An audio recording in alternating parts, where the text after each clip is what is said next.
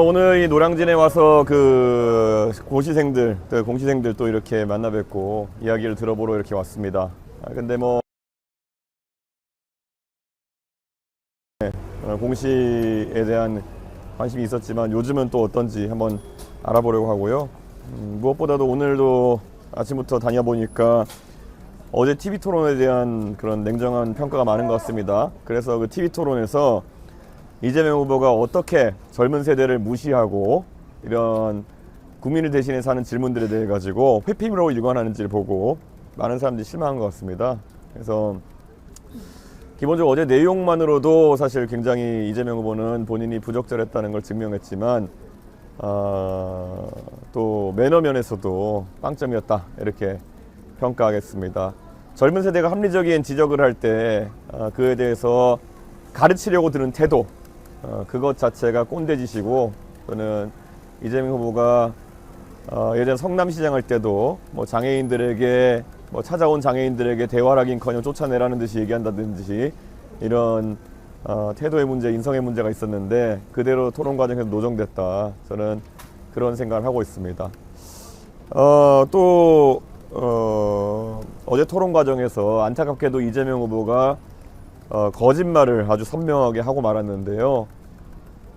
부정선거를 본인이 과거에 신봉하고 수개표나 이런 것에 대한 주장을 한 바가 있는 것이 명확함에도 불구하고 본인이 뭐 국정원의 개입에 대한 것을 부정선거라고 했다라고 하는 등의, 이거는 뭐 실수가 아니라 능동적으로 지어내가지고 국민 앞에서 거짓말을 한 거거든요. 그렇기 때문에 거짓말이 일상화되어 있는 후보다 이렇게 생각하고, 어제 계속 이제 주변에서 공직선거법으로 이재명 후보를 고발해야 된다라는 주장이 있었지만은 저희 개혁신당 내에서는 정치의 사법화를 막아야 된다라는 의견이 우세하기 때문에 저희가 이재명 후보를 고발하기에까지는 이르지 않게 되었습니다. 하지만 우리 국민들께서 이런 거짓말쟁이 후보에 대해서 어떻게 해야 되는지는 잘 아실 것이다 이렇게 생각합니다. 그리고 결과적으로 대한민국은 지금 주요 후보들 중에 부정선거론자가 아닌 사람은 저밖에 없는 상황이 되지 않았나 이런 생각을 합니다. 과거 부정선거를 믿었던 1번, 그리고 아직까지 부정선거론자들과 또 윤석열 계엄 세력과 단절하지 못하는 2번, 이 둘은 명확하게 음모론자적인 그런 성향을 갖고 있기 때문에 선택지가 아니다. 그래서 이제는 유일한 상식의 선택은 기호 4번이다 이렇게 말씀드리겠습니다. 네. 질문 혹시? 예. 그 1차 때 비해서 이번 2차 토론 어떻게 좀 평가하시는지, 그리고 좀 지지율 좀 목표치 어느 정도 보시는지, 그리고 하나만 더, 오늘 수원이랑 강북, 성남이 특정 후보에 유리한 곳인데 좀 어떤 메시지 강조하실 건지. 뭐 아무래도 그 지난 TV 토론 때는 이재명 후보가 그 호텔 경제학 같은 거로 좀 희화화되기 좋은 대형 자폭을 했기 때문에 그런 것이 밈화되고, 그래서 온라인상에서 많은 패러디도 일어나고 했지만, 이번에는 이재명 후보가 모르쇠 회피 전략으로 가면서, 아니면 우기기 전략으로 가면서 그런 어떤 면이 좀 약화된 측면은 있겠지만은, 어제 나온 것들만 해도 국가 경영을 할 수 있을까 의심스러울 정도의 그런 사고들이 많았습니다. 특히 15조 원에 달하는 간병비에 대해서 건보 혜택을 적용하겠다고 하면서 그것에 대한 재원 마련 대책은 역시 말하지 못하는 그런 상황이었습니다. 저는 이런 것들이 누적되어 가면서 이재명 후보의 무능에 대한 인식이 넓어지고 있다 이런 생각을 합니다. 그래서 이제 이재명 후보의 무능에 대해서 논란 유권자들이 계엄에서도 자유롭고 그리고 정치적 무능에서도 자유로운 그런 이준석에게 조금씩 관심을 갖는 것이 느껴집니다. 그래서 저는 표심의 변화가 급격하게 일어날 것이다 이렇게 예상합니다. 네, 채널A 중입니다. 네. 어제 김용태 위원장이 네. 뭐 100% 국민 경선이든 뭐 당판 같은 아름다운 단일화든 얘기하셨는데, 뭐 사전투표 직전까지도 뭐 고려의 대상이 되실까요? 그러니까 저는 이준석은 어떻게든 이재명이라는 위험한 사람의 집권 가능성을 낮추기 위해 가지고 정책 연구를 하고 또 토론을 준비해 가지고 그에 대한 문제점을 합리적으로 지정하느라 힘들어 죽겠는데 국민의힘에 있는 사람들은 그저 당권 투쟁을 하거나 아니면은 정치공학적 단일화 같은 것을 계속 언론에 이야기하면서 분위기 흐리는 데만 지금 일조하고 있습니다. 저는 제발 좀 정신 좀 차리고 지금 이재명 후보의 위험성이나 아니면 이재명 후보의 그런 무책임함을 국민들에게 알리는 것이 유일한 그런 과제가 돼야 되는데 자꾸 그런 국민의힘이 지방방송으로 자꾸 이런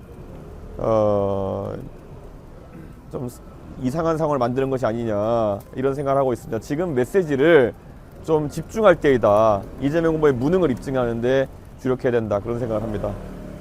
아까 나왔던 질문이긴 한데 이재명 후보의 정치적 고향이라고도 하는 수원과 성남에서 오늘 유세하는 특별한 이유가 있습니다. 이재명 후보의 그런 성남이나 수원이라고 하는 곳이 정치적 본거지라도 할 수 있겠지만은 한편으로는 이재명 후보가 마찬가지로 이번에 성남시 의료원에 제가 방문해서도 본 것처럼 행정가로서의 무능이 유능으로 취장되어 있는 그런 공간이기도 합니다. 그래서 그런 부분에 대해서 이야기할 수 있는 부분 또 이야기할 수 있도록 하겠습니다. 그리고 방금 전에 얘기하면서 지방방송을 비하의 의미로 사용한 건 아닌데 그거는 제가 취소하겠습니다. 그거는 중요하지 않은 내용을 얘기하지 않았으면 좋겠다는 취지니까 보도에 좀 반영해 주시면 좋겠습니다. 윤석열, 김건희 씨 공천 개입 관련해가지고 당대표 시절에 깊이 관여했다는 의혹이 있는데 어떤 의혹이 있죠? 당시에 이제 명태균 씨랑 연락을 하고 주고 어떤 연락을 했죠? 계속 그 이기인 여론조사 가져오면은 그 이제 공천 준다는 얘기가 그 당시 있지 않습니까? 아닙니다. 그것은 국민의힘의 당원 당규에 여론조사 등을 통해서 경쟁력을 입증한 후보는 전략 공천할 수 있다는 당원 당규를 얘기해 준 겁니다. 깊이 관여하셨다는 건 아닌 건가요? 기피라는 거나 이런 거는 굉장히 주관적인 잣대가 들어가는 거 아니겠습니까? 무엇 했느냐 안 했느냐로 저한테 물어보시면 감사할 것 같습니다. 당시에 당무 개입이나 공천 개입에 대해서 이제 이의를 제기하거나 하진 않았어요. 아니 국민의힘의 당대표가 공천 개입을 할 수 있습니까? 김건희 씨랑 이 유탐사 김치호 기자 그러니까 정확하게 구체적인 무엇을 했냐 아니냐 질문해 주셔야 되는 거지 평가를 저한테 해달라고 하면 그건 곤란합니다. 예. 저 하나만 더 여쭤볼게요. 어제 갤럽 여론조사 따르면 이준석 후보 지지율이 10%로 오르긴 했는데 김문수 후보도 전주 대비 7%포인트 올라서 36%에 올랐거든요. 그래서 이준석 후보께서 말씀하신 그 동탄 모델에는 조금 반대 방향으로 가고 있는 거 아니냐. 저는 그거야말로 덩어리짐에 의존하려고 하는 그런 관성이 계속 발동하는 거 아니냐 이렇게 생각하는데요. 김문수 후보와 그 이재명 후보의 양자 대결 그리고 저와 이재명 후보의 양자 대결 지표들을 보면은 오히려 김문수 후보의 확장성이 낮기 때문에 이재명 후보가 김문수 후보와의 대결 속에서는 과반을 넘는 득표를 해버리는 상황들이 발견되거든요. 그러면 그거는 그냥 끝난 겁니다. 그렇기 때문에 이재명 후보의 득표 가능성을 조금이나 낮출 수 있는 사람은 바로 기호 4번 이준석이다. 이거를 이제 중도 보수층의 유권자들이 알아가야 될 것이다 이렇게 생각합니다. 혹시 인천 계양구도 가실 계획 있으신가요? 뭐 계양구는 크게 뭐 제가 고민하지 않고 있습니다. 원전 관련해서 질문 네. 하나만 할게요. 어제 이제 후보 토론에서 원전 얘기가 나왔는데 사실 한국 자체가 원전 수출 기술 능력이나 운영 능력이 굉장히 높은 국가예요. 미국하고 프랑스와 더불어서. 근데 이제 후보들 간의 이제 견해도 너무 달랐고, 근데 이제 한국의 가장 약점인 이제 정치적인 불확실성 때문에 사실상 원전 수출이 지금 많이 애로사항이다라고 이제 외교부에서 얘기가 나오고 있는데 그 부분을 어떻게 좀 바라보고 계신가요? 이재명 후보가 계속 본인이 원전에 대한 불신을 나타내다가 나중에 원전 불신하냐고 물어보니까 그건 아니라고 얘기하고 그러니까 본인도 머릿속에 입장 정리가 안 된 겁니다. 그냥 때때로 나올 때마다 말을 이어가면 그게 말 잘하는 거라고 착각하고 지금까지 살아오신 걸 텐데요. 저렇게 계속 하다 보면은 국제사회에서 조롱받습니다. 안에서는 정치적인 목적 때문에 국내 원전에 대한 불확실성을 강조하고 정작 수출할 때 되면은 가가지고 어떻게 세일즈한단 말입니까? 그게 문재인 정부 내내 원전 산업이 진짜 나락갔던 그런 이유 아니겠습니까? 저는 그런 근시안적인 그런 시각으로 원전에 대해서 자꾸 언급하는 이재명 후보가 또다시 한번 대한민국의 원전 산업을 나락보낼 거라고 생각합니다. 그럼 국민의힘에서 제시하는 공동정부안에 대해서도 아마 비판적인 입장이실 텐데 그 네. 외에 별개로 후보님께서 생각하는 국가적인 공동정부안 같은 건 혹시 저희는 이재명 후보에 대한 위험성을 지적하는 것 외에 다른 정치공학적 활동에는 크게 관심이 없습니다. 그래서 국민의힘이 제발 이 과정 속에서 뭐 다른 아이디어가 없어서 그런 건 이해하겠지만은 이런 정치공학 얘기로 언론 지지면이 많이 도배되게 되면은 결국에는 이재명 후보의 그런 결정적인 실수나 이런 것들이 덜 주목받는 그런 효과를 낳게 됩니다. 이재명 집권을 돕는 도우미가 바로 국민의힘이 될 것이다. 이렇게 생각합니다. 이렇게 가면. 예. 여기까지 하겠습니다. 예, 감사합니다. 예. 목소리 두 분이고요. 네. 아유, 안녕하세요. 네, 네. 인사하시고 네. 아유, 안녕하세요. 아유, 네. 잠시만 기다려주세요. 조금 기다려야 될 것 같아요. 오세요. 알겠습니다. 하나, 둘, 셋. 네, 감사합니다. 예, 감사합니다. 예, 안녕하세요. 예. 2011년에 충북대에서 한번 있었어요. 아, 그렇구나. 네, 감사합니다. 예. 조영수 작곡가 조카입니다. 아, 그렇구나. 아이고. 예, 감사합니다. 예. 양 옆으로 쓰시면 예. 오시죠. 예. 예. 어디? 아이고, 이렇게. 정신 없으시겠어요? 어떤 시험 준비하시죠? 저는 5급 공채 준비하고 있습니다. 공채. 요즘 오공채 예. 재고 나서도 그만두는 사람들이 있던데. 아 맞아요. 로스쿨 가거나 그런 애들. 그러니까요. 저도 몇 분 그런 분들이랑 좀 얘기해봤는데 사고관이 많이 힘든가 봐요. 세종 근무 환경도 좀 그런 사람들이 있고. 예. 아우, 오랜만에 오네.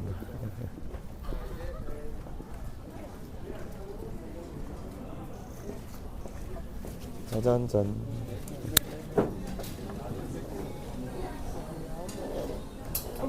아, 네네.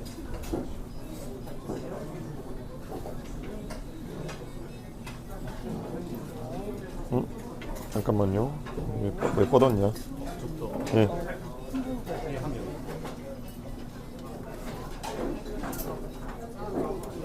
네, 한 명이요. 한 명.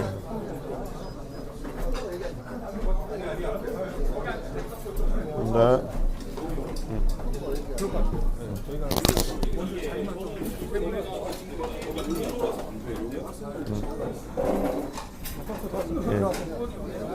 예.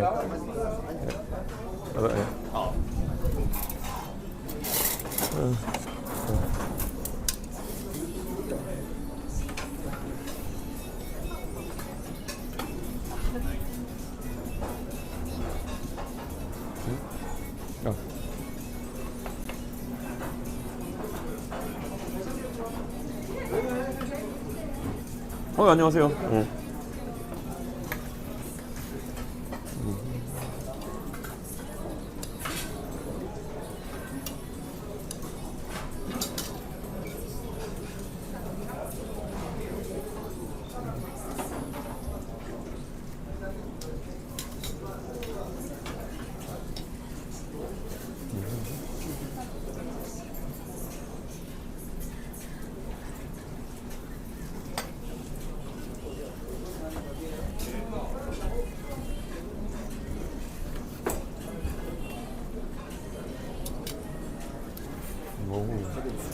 있어.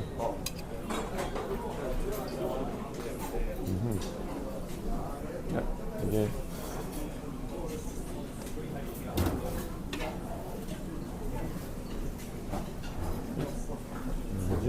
뭐지? 이거 그릇이 예. 국그릇이 있어요? 아, 앞에 있어요? 아, 예. 아, 있구나. 이걸 그냥 가져가면 되구나. 안녕하세요. 예. 예. 언니 여기 서라. 예, 그래. 저도요. 예. 예. 예. 들어오세요. 오세요. 일로 오세요. 예. 자. 하나, 둘, 셋.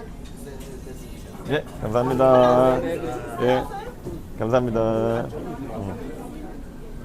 이쪽으로 좀 들어요. 예. 예. 예. 감사합니다. 아이고, 이쪽으로 좀 들어가야겠네. 감사합니다.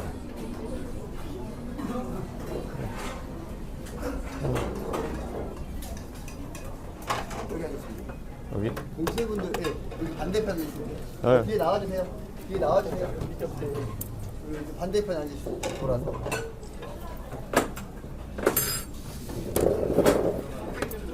네, 잠시만요. 예. 뒤로 찾아오세요. 예. 예? 찾아오세요. 예. 안녕하세요. 예. 감사합니다. 예. 아이고. 어우. 보통 식사를 어떻게 드세요? 전 학식을 보통. 학식을 보통? 아, 그럼 학교 가까워요? 학교는 그 집이 서울에 있고요. 근데 원래 과가 어딘데 공무원을 선택하시려고요? 정치외교학부입니다. 그러니까. 혹시 모의국회라고 예. 기억나세요? 예. 네, 그때 특전 영상. 그렇구나. 근데 보통 학과 안에서 몇 명 정도 고시 준비해요? 저희 과는 한 30% 정도는 하는 것 같아요. 외무고시까지 합치면. 외시가 아직도 인기가 많아요? 정치 외교학부다 보니까 확실히 저희 과에서는 인기가 좀 있는 것 같아요. 여학생들은 외시 요즘 선호해요? 아직까지도? 그래도 대부분 준비하는 애들은 거의 외시 여자애들입니다. 제가 해외 공간들 많이 다녀보니까 해외 근무 부담 느끼는 사람들이 많더라고. 보니까 이게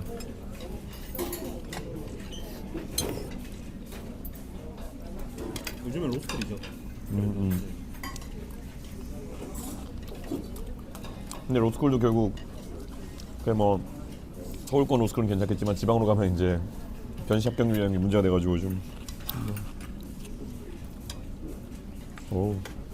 다들 그런데 지금 만약에 행시를 보고 이러면은 그러니까 5급 공채나 이런 거 보면은 거기서 평생 공무원 하겠다는 생각인 거예요? 아니면 하나의 스펙이 되겠다는 생각이 많은 것 같아요?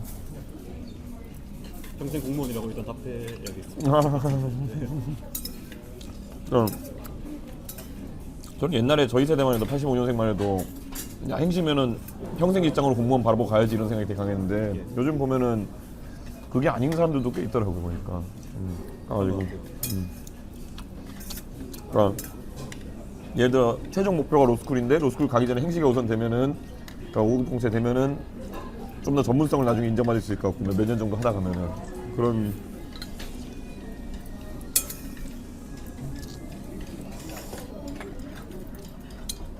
근데 공무원 되면 어느 부를 가장 가고 싶어요? 어느 부처를? 저는 좀 약간 거대한 부를 가고 싶은데 국토교통부나 아니면 행안부나 기재부 같은 곳을 가고 싶어요. 어느 데 가고 싶어요? 저는 원하는 부보다는 지역을 고정적으로 가고 싶어가지고 약간 지방직. 지방직? 네. 아 지방직 좋네. 그러니까 지방직 가시면은 계속 공무원을 하실 생각이 계속 있는 거예요? 네.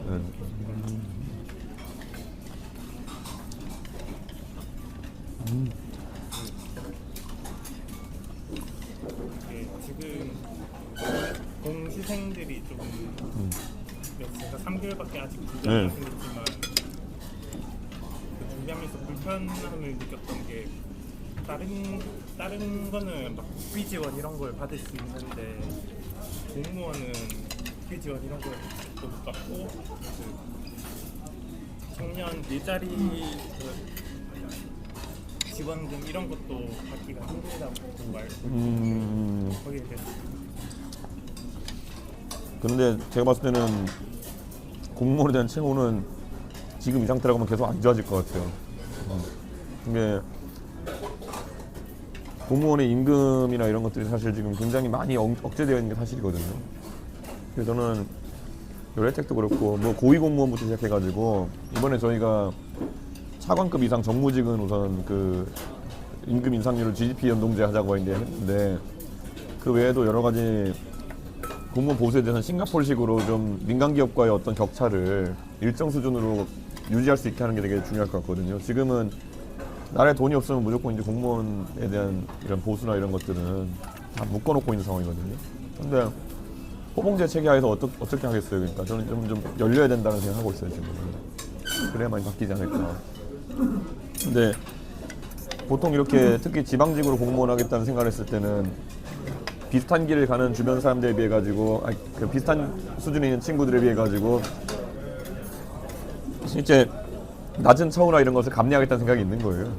예. 근데 예를 들어 제 친구가 예전에 좀 약간 케이스가 다르긴 하지만은 그 사실을 봐서 가지고 그 성적이 굉장히 좋았어요. 그래가지고 판사도 되고 검사 될 수 있는 친구였는데 갑자기 김앤장을 간다 그러더라고요. 그래서 야, 나 같으면은 판검사 한 다음에 나중에 가가지고 옮겨가겠다 왜 그러냐 했더니만은 자기도 그럴 줄 알았는데 딱 처음에 연봉이 4배 차이 5배 차이 뜨니까 생각이 바뀌더라 이렇게 얘기하던데 본인이 만약에 민간에 있는 비슷한 능력을 가진 친구들이랑 2배 차이가 나면 어떨 것 같아요? 그래도 저는 직업 안전성이 제일 중요하다고 여겨가지고 예를 들어 정년이라고 하는 것도 지금 공무원 정년이라는 게 이대로 유지될지 아니면 나중에 어떤 정치인이 나서가지고 줄이겠다 이럴지 혹시 예측하는 게 있으세요? 생각해 본 적. 그러니까 저는 지금 대한민국이 굉장히 많은 불확실성에 쌓여가는 것이 솔직히 국가가 하는 많은 약속을 지킬 수가 없게 되는 상황이 이제 생각이 같거든요. 가장 대표적인 게 국민연금 같은 경우도 이제 이거는 그냥 다 닥칠 줄 알면서 가고 있는 폭탄이거든요. 이거는. 그랬을 때 예를 들어서 우리가 돈이 적다고 했을 때 표를 가진 다수의 국민들을 생각해서 그들에게 국민연금을 안 주거나 덜 주겠다는 말을 먼저 할지 아니면 공무원들의 처우를 깎아낼지가 이제 당연히 후자가 먼저일 것 같거든요. 사람한테. 그런 걸 보면 약간 좀 걱정이 돼요. 저는 지금 어떻게 이 약속을 이겨나가려고 하는가. 그 공무원 시험 준비하다 보면 제일 걱정이 되는 게 네. 저희가 공부했던 게 뭐 그렇게 사기업에 도움이 된다거나 하는 부분이 아닐 수 있잖아요. 그렇죠, 그렇죠. 그래서 나중에 예를 들면 포기 실패했을 때 이거를 이 리스크를 예를 들면 경력 단절로 사기업들이 받아들이면 저희가 나중에 취직 활동하는데 너무 그게 큰 장애가 되더라고요. 요즘 보니까 이 부분에 대해서 혹시 뭐 생각하고 계시는 게 있으신지 궁금합니다. 저는 물론 사기업한테 강요를 할 수는 없겠지만 네. 저는 사실 예전에는 뭐 군 출신이거나 아니면은 관료 출신이거나 아니면 그런 공부를 했던 사람들이 내가 우대하는 문화에 있었다면은 너무 치열하다 보니까 이제 선택의 문제가 돼버린 것 같거든요. 저는 그래서 공시도 이제 장수 준비하는 것 자체가 의미가 없지 않을까. 저는 리스크가 생기지 않을까라는 생각을 하거든요. 이게 윤석열 대통령이 9번 준비해가지고 사실된 거 이런 모델이 이제 가능할까. 그냥 아까 말한 것처럼 민간과 그 공무원 시험 준비하는 것에 격차가 너무 벌어졌는데 어떻게 해결할 수가 없어요, 그거는. 그러니까 기대하는 인재상 자체가 너무 다른 것이고 개인이 뭐 2배의 노력을 해서 그걸 돌파한다는 게 쉬운 것도 아니고 결국에는 좀 방법이 없다는 생각을 하게 됩니다, 그거는. 역시 솔직하신 것 같습니다. 네, 그걸 뭐 억지로 이렇게 한다는 건 쉽지 않고. 근데 세종시 내려가는 분들은 어떻게 생각하세요, 다들? 저는 지방 출신이라 그런지 서울 사는 게 그렇게 좋게 느껴지지가 않더라고요. 어디 출신이세요? 전 진해라고 혹시 아세요? 진해. 진해 출신인데. 네. 진해면은 제일 남쪽까지 내려가도 아무 문제 없겠네요, 그러니까. 어디 출신이세요? 경남 함안. 함안, 아이고. 그러면 본인이 지방직 공무원이 되면은 그러면 그런 함안이나 이런 곳에 배치되면 어떨 것 같아요? 괜찮은 것 같아요. 함안은 오히려 고향이니까. 근데 막 그런 경우는 있나? 막 전라북도 무주 이런 데 가라 그러면 어떻게 되지? 그거는 끝까지 그렇게 지방분. 아, 지원 자체를 그렇게 하니까. 근데 함안에 사면은 뭐가 제일 힘들 것 같아요? 지금 이제 여기 서울 살다가 이제 함안 가보면. 주변에 막 인프라가 별로 없어가지고 네. 놀거리나 배울 수 있는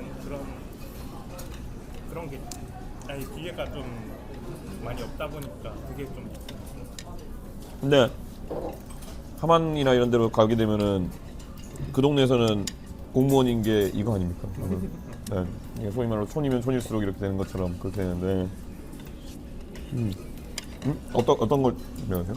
저는 공무원 준비하는 사람 네. 아니고 금융권 아, 그러세요? 지난번에 서강대 강연 왔을 때 한번 금융권은 취업 전망이 어떻습니까? 지금 부동산 PF 터진 게 계속 정리가 안 돼서 네. IB 쪽에서 사람을 많이 안 뽑아서 네. 지금 정말 안 좋은 걸로 알고 있어요. 근데 뭔가 나아질 것 같지 않은데요, 그런 약간. 그러니까 금융이나 IT 쪽은 가면 갈수록 AI 활용도가 높아지고 이러면서 사람 의존도가 떨어져가는 게 보이거든요, 그냥 가보면은. 그래서 본인이 원하는 그런 업종이나 이런 게 어디까지로 제한돼요? 저는 M&A 자문이나 주식 채권 발행하는 투자은행으로 생각하고 있는데 네. 사정이 너무 어려우면은 다른 것도 괜찮다고 생각해요. 능력만큼 인정받을 수 있는 직업이면은 더 좋다고 생각해요. 근데 보통 금융권이나 이런 쪽을 희망한다는 건 초기부터 내가 열심히 하면은 고연봉이나 이런 걸 좀 득할 수는 있겠지만은 아까 말씀하신 대로 안정성은 떨어진다고 보지 않으세요? 제가 전문성을 기르면 그 전문성을 바탕으로 어디든지 갈 수 있게 되니까 또 난 항상 불러주는 데가 있게 되면 그것도 네. 하나의 안정성. 그렇구나. 어떤 쪽을? 저는 제가 사실 공무원 준비생은 아니고 네. 6년차 직장인인데 네. 사실 여기 온 거는 이제 아. 후보님 지지자로 예. 말씀하시는 걸 가까이서 들어보고 싶어요. 예, 그렇구나. 6년 차면 어떤 직장 다니죠? 저는 제약회사 사무직. 이거 외국계요? 아니면은? 아니요, 국내? 네. 아까 세종시 얘기한 거 네. 생각나서 네. 요즘은 4D라 하더라고요. 3D에 더해서 디스텐스까지 더해서 4D라 아. 하더라고요. 4D? 네. 힘든 직장에 그거를 해서 그 리스크를 어떻게, 그러니까 서울에 너무 집중해 되어 있는 걸 해소할 수 있을까? 만약에 정부가 이전된다 하면 그게 해소될 수 있을까? 그 부분이 약간 궁금합니다. 어떻게 생각하시는지.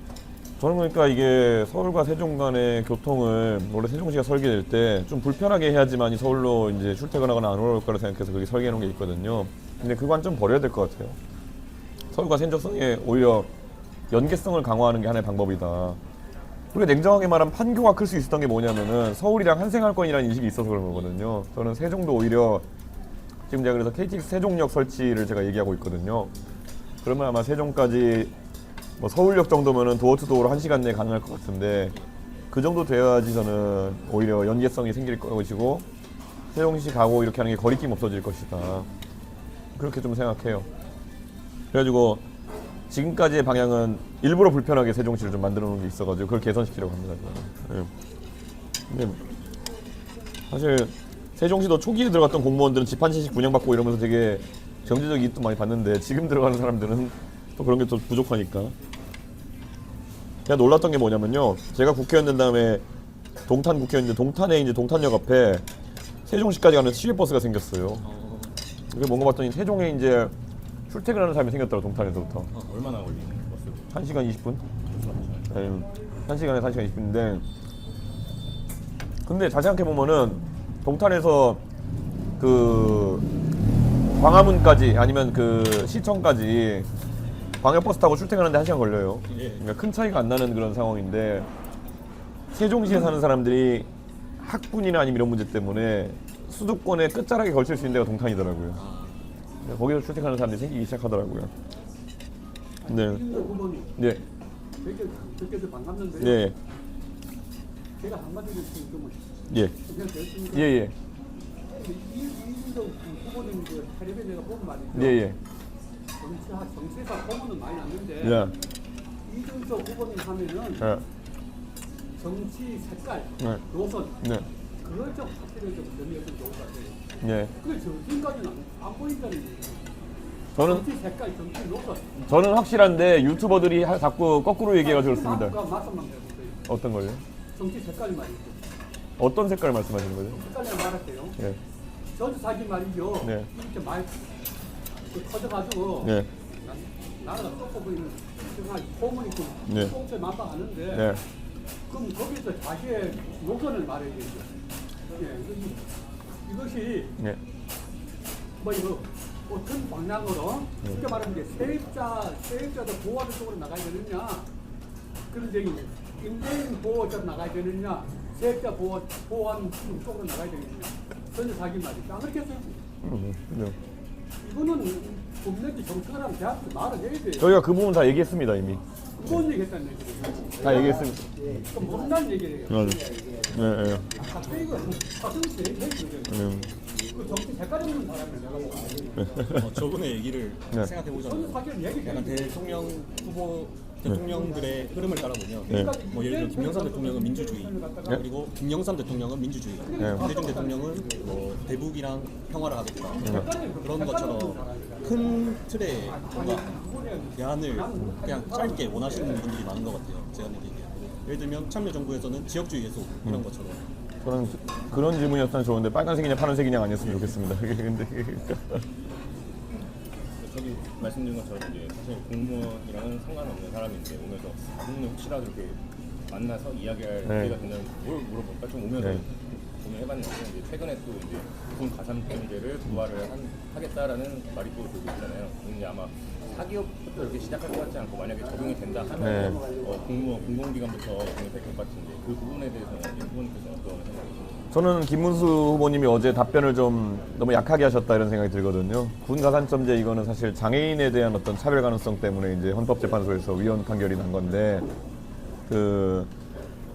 저는 남성이든 여성이든 군 복무를 한 사람에 대해 가지고 상당히 대한민국에서 혜택을 줘야 된다는 것에는 저는 공감을 합니다. 특히 공무원 취업에 대해 가지고는 여기 공무원 시험 준비하시는 분들 앞에 죄송하지만은 노량진에서 1년, 2년 더 공부했다는 것보다 더 중요한 게 저는 국가를 위해서 1년, 2년 이상 복무했다라는 거거든요. 저는 뭐 남성들은 군복무가 강제되어 있으니까 사실 그렇다 쳐도 여성 중에서도 만약에 자발적인 군복무를 할 생각이 있다면은 저는 당연히 그런 혜택을 인정해줘야 된다 이런 생각이고, 솔직히 그 현장직으로 갈수록 예를 들어서 뭐 경찰, 소방 아니면 뭐 교정직 이런 쪽으로 갈수록 내가 공시 생활을 1년 더 했다가 무슨 그렇게 대단한 이게 있겠느냐. 오히려 자발적인 복무나 이런 걸 통해 가지고 애국심을 보여주는 게 훨씬 더 중요하지 이런 생각이기 때문에 저는 그래서 제가 작년에 얘기했던 게 이제 희망복무제, 여성도 그렇고 본인이 원하면은 복무를 하면은 공무원 취업에 있어서 그분들로 안에서 뽑도록 하겠다 이렇게 얘기했는데, 물론 뭐 신체적인 어떤 여건 때문에 복무가 어려운 분들은 따로 전형을 만들어야겠지만은 신체 건강하신 분들 입장에서는 복무를 한 사람들 중심으로 뽑아야 된다. 그 중에서 뽑아야 된다 이렇게 생각하고 있습니다. 예. 저는 뭐 계속 이상하게 돼가지고 체력 요건을 약화시키고 뭐 이런 것들이 자꾸 이제 나오고 있는데, 현장직 공무원에 대해서도 저는 좀 바뀌어야 된다 그런 생각을 합니다. 실제 누가 가장 경찰, 소방, 교정 업무를 잘할 수 있느냐를 기준으로 판단해야 된다 이렇게 생각하는 거죠. 그리고 어차피 요즘 군대 뭐 어차피 옛날처럼 10만 원 받고 가는 것도 아닌데요. 뭐, 예. 뭐 200만 원씩 받고 가면은 그게 초급 공무원 연봉이랑 그게 다르지도 않을걸요. 현장직 초급 공무원이랑. 뭐 숙식 제공까지 생각하면 전 나쁘지 않은 선택이다. 저는 그렇게 생각합니다. 그거는.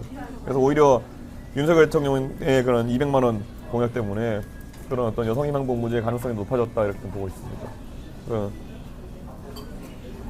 하나만 더 질문을 드릴게요. 제가 그 모의국회를 할 때 주제가 네, 청년 네. 정치였는데 네. 청년 정치를 좀 약간 활성화시키려면 어떤 방안이 있을지요? 이번에 개헌안이나 이런 거 얘기 많은데요. 저는 지방의회에 젊은 사람들이 들어갈 수 있도록 유인하는 게 중요하다 그런 생각을 해요. 그래서 지금 우리나라는 지방의회가 국회의원이랑 2년씩 어긋나게 돼 있어요. 그러다 보니까 이게 뭐냐면 시의원 또는 구의원 하다가 도의원, 시의원 가는 거는 해요. 꽤 젊은 사람들이. 근데 여기서 국회의원으로 기어오르려 할 때마다 2년 먼저 사퇴하든지 2년 놀든지 둘 중에 하나거든요. 여기를 장벽 만들어 놓은 거예요. 그러니까 저는 지방의원과 국회의원 뽑는 시기를 일치시켜야 된다. 그게 하나의 이제 변화일 테고, 그렇게 되면은 자신감 있는 젊은 세대가 20대부터 4차 올라가서 기초의원이 광역의원 되고 광역의원이 이제 국회의원 되고 이런 식으로 진출하도록 해야 되는 거거든요. 지금은 그게 없어요. 그리고 국회의원도 전 절반씩 이렇게 갈려서 뽑는 것도 나쁘지 않다고 생각해요. 그 의원들도. 우리가 보통 보면 미국은 2년마다 이제 하원 의원 선거를 하고 상원은 6년짜리를 2년마다 번갈아 가면서 뽑잖아요. 대한민국 생각해 보세요. 내가 예를 들어 4살 때 대학을 졸업하는 사람이다. 근데 마침 어쩌다 보니까 내가 27살 될 때까지 지방의회 선거가 없어요. 졸업 시기가 안 맞아가지고. 그러면 나는 정치하기 좀 애매하잖아요. 3년 놀고 하기가. 저는 그 적어도 이 엇갈리는 그 중간 선거 같은 느낌에 반씩 뽑는다든지 3분의 1씩 뽑는다든지 이런 식으로 제도가 돼 있어야지 젊은 세대가 그걸 도전할 수 있다 생각하거든요. 진짜 지금 운이 안 좋으면요. 정치 한번 해보려면 4년 놀아야 돼요. 예. 그런 게 돈도 엄청나게 많이 들더라고요. 제 친구가 한 명이 시의원을 하고 구의원을 하고 있는데. 최인호인가? 아니죠. 내가 누구지? 동기인데. 근데 그런 어떤 구의원이라는 게 저는 요즘 구의원 연봉이 한 4천에서 5천 정도 되거든요. 동네마다 다르지만요. 그러면 20대 젊은 세대가 한번 첫 직장으로 생각해보기 나쁘지 않은 공간이거든요. 근데 그리고 뭐 다른 직업에 주체적인 활동을 할 수도 있고요. 근데 의외로 그거를 선택하기엔 현실적 장애물이 너무 많다 그런 생각이에요. 나중에 하만 군의원 해볼 생각 없어요? 그게 오히려 왜냐면은 젊은 세대일수록 그러니까 이런 거잖아요. 나중에 한 30년 뒤에 도전하면은 지역에 내 친구들이나 이런 사람들 다 떠날 수가 없을 텐데, 내가 만약 고등학교를 나온 지역이 있으면은 대학교 뭐 가서 서울에 유학 갔다 와가지고 좀 공부하고 한 6, 7년 만에 돌아가서 아직까지 거기에 살고 있는 친구나 친구 부모님들 중심으로 정치를 좀 시작해보겠다 하면은 의외로 괜찮은 출발이 될 수 있거든요. 저는 그런 것들을 젊은 세대 좀 활용을 했으면 좋겠어요. 네. 그래서 연봉 4, 5천짜리 자리가 지금 전국적으로 한 4천 개 널려 있는데 이거 생각보다 달려들면 나쁘지 않을 것 같거든요. 그리고 이 선거라는 거는 젊은 세대가 이런 온라인 SNS나 미디어에 더 적응하기 쉽기 때문에 훨씬 창의적으로 도란들게 할 수 있는 방법도 있고요. 그런 게 있었으면 좋겠어요. 네. 아유, 근데 공시나 이런 거 진짜 어려운데 이제 좋은 성과가 나야 될 텐데. 네. 근데 요즘 앞으로 저는 제일 아쉬운 게 공시 경쟁률이 뭐 떨어지고 오르고 이런 것보다도 어렵게 된 공무원들이 이런 처우나 개선 이런 게 없다 보니까 바로 떠나려고 하는 것. 사실 이제 문재인 정권 때 공무원 수가 많이 늘어났는데 그거에 대한 합당한 대우를 못 해주니까 또 어제 뉴스로 본 게 그 시기에 이제 임용이 된 공무원들이 또 퇴사율도 상당히 높더라고요. 그러니까요. 처우가 이제 좋지 않다는 뜻이고 아까 말씀하신 공무원 안정성 것도 이제 메리트가 많이 줄어든 상황인데 그런 것들에 대한 이제 개선도 좀 저는 지금은 안정적으로 보이지만 나중에 분명히 한 30년 뒤에 20년 뒤에 돈 없으면 이제 거기부터 칠 텐데 저는 지금과 같이 파퓰리스트적인 정책이 오가는 상황 속에서는 그렇게 될 수밖에 없다. 그래서 오히려 공무원들도 좀 위기의식을 많이 느껴야 될 것 같긴 하다. 이런 파퓰리스트들이 등장하는 것에 대해서 그렇게 좀 생각을 하죠. 아이고, 네, 걱정입니다 진짜. 네. 대한민국에 그러니까 이게 문과 중심의 좋은 청년 일자리라는 것이 거의 없다 보니까 계속 이 대책을 세운다고 하면 공시 늘리고 이렇게 하는 아니면 공무원 취업 이런 늘리고 이렇게 문재인 정부의 대처해 온 게 지금 이렇게 가게 된 것인데 나중에 또 공무원 수를 어떻게 떠받들 것이냐 이것도 이제 문제가 되는 것이고. 대한민국이란 초거대 기업이 지금 약간 위기를 겪고 있는 것 같습니다. 이런 100만 명을 고용하는 이런 거대한 기업이라는 게 사실 그럼 관리를 잘하느냐? 지금까지는 관리를 잘하는데 앞으로 관리 능력도 좀 이제 떨어져 갈 것 같고 아까 말씀하신 것처럼 민간과 공무원에게 요구되는 직무 자체가 많이 괴리가 생긴다는 것도 되게 안타까운 일이에요. 그러니까 저는 대한민국의 산업 발전이 있어가지고 그 관료 조직이나 군인 조직이 민간의 창의성을 뛰어넘던 시절이 있었다면 이제는 무조건 민간의 창의성을 쫓아가기 어려운 시점이 돼버렸는데 물론 공무원 개개인의 지적 능력이 뛰어나지만은 이 조직이 일하는 방식이라든지 아니면 이 조직이 어떤 아이디어를 받아들일 수 있는 역치나 이런 것이 민간 조직에 현저하게 떨어지는 상황 속에서 그럼 이 안에 공무원 조직에 성장하는 사람들은 내가 성장한다는 느낌 받기 어려울 거 아니에요. 예. 저는 예를 들어 민간 기업 가면 요즘 전부 다 무슨 뭐 프로젝트 관리나 이런 걸 슬랙이라든지 아니면은 이런 IT 도구들 이런 거 다 쓰고 있는데 공무원들은 아직 아래 한글을 벗어나지 못하고 있는 게 현실 아니겠습니까? 맞습니다.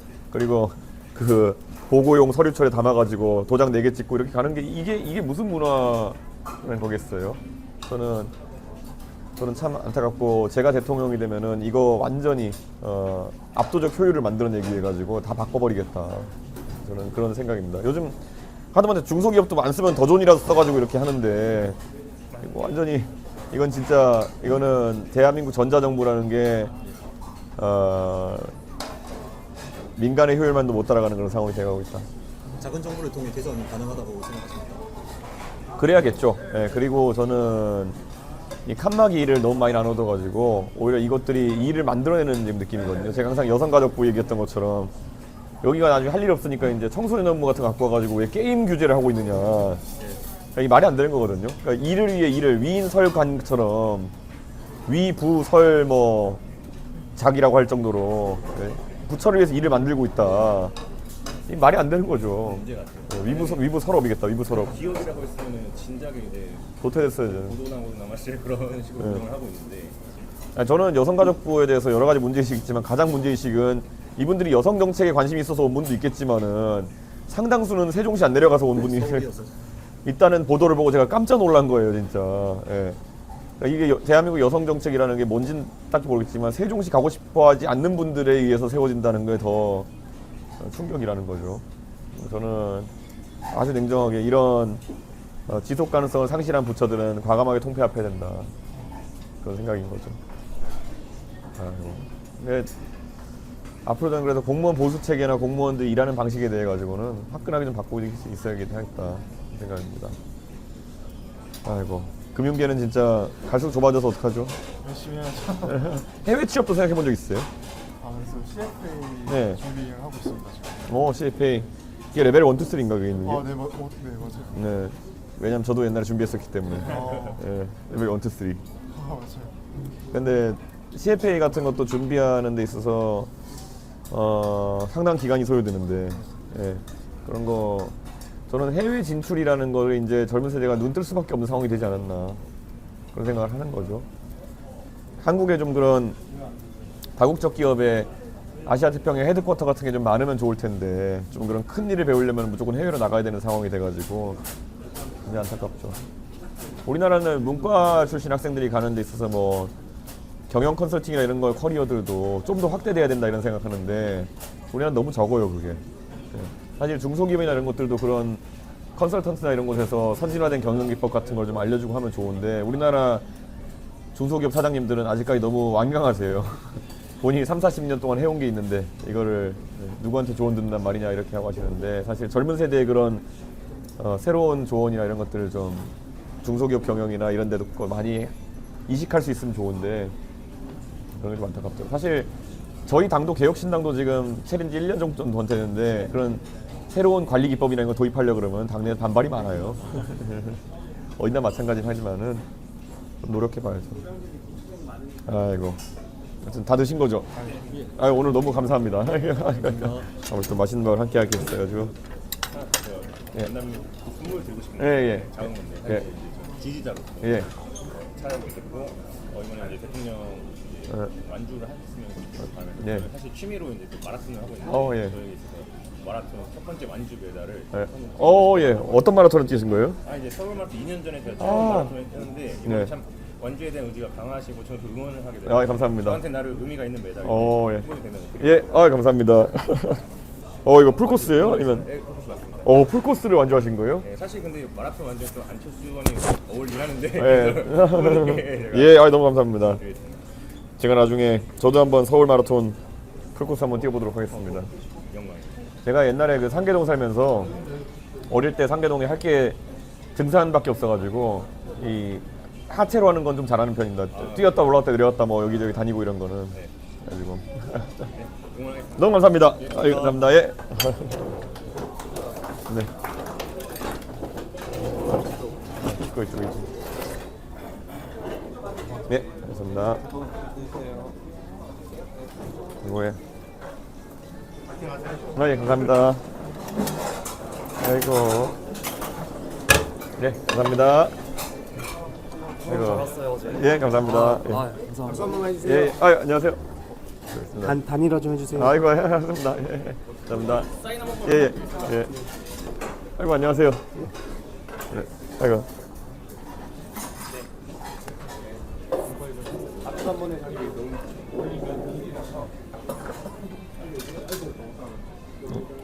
감사합니다. 네. 네. 여기 예, 밖에 나가서 해야 될까요? 예. 아이고, 예. 예. 자, 여기 봐봐. 다이나. 아이고. 다이나 여기 봐.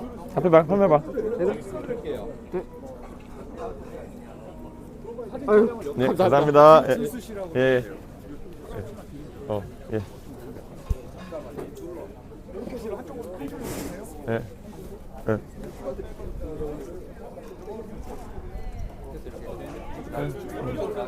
예.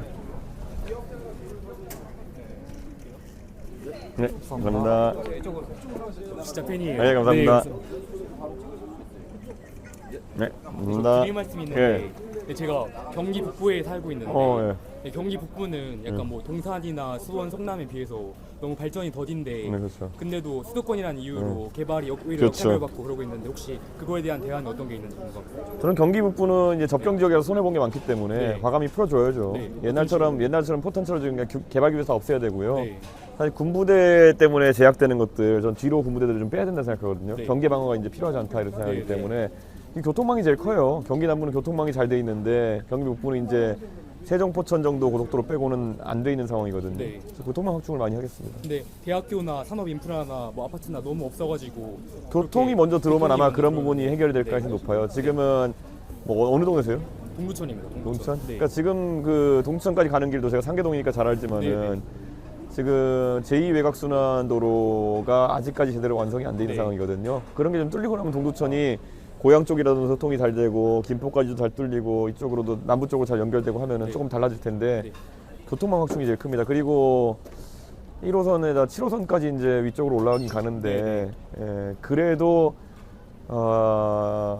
너무 강남 접근성이라는 게 떨어지는 편이거든요. 맞아요. 그러니까 GTX-C가 잘 될 텐데 그게 사업성이 좀 떨어지긴 떨어져요.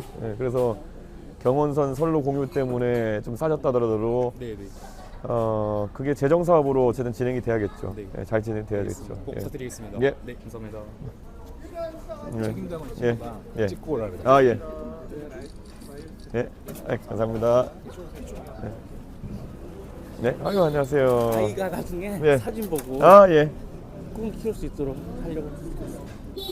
네. 감사합니다. 저 화이팅 해줘야지. 화이팅. 화이팅.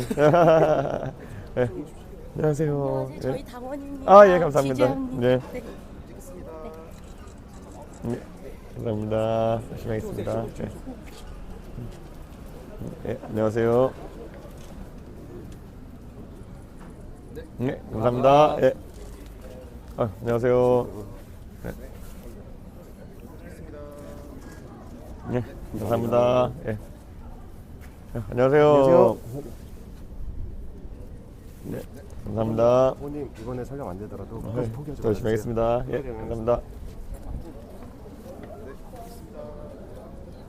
네. 감사합니다. 네. 아 잠깐 이건 들고 해야지. 아, 매달려. 자 여기 자. 여기서 드렸어야 되는데. 예. 자. 네. 감사합니다. 감사합니다. 예. 네. 네. 네. 감사합니다. 안녕하세요. 감사합니다. 네. 안녕하세요. 안녕하세요. 네, 찍겠습니다. 네. 감사합니다. 감사합니다. 안녕하세요. 네. 감사합니다. 안녕하세요. 네, 감사합니다. 안녕하세요. 안녕하세요. 감사합니다. 안녕하세요. 네. 네. 아 진짜 어제 토론을 잘 봤어요. 열심히 하겠습니다. 예, 감사합니다. 네. 안녕하세요. 예, 감사합니다. 열심히 하겠습니다. 안녕하세요.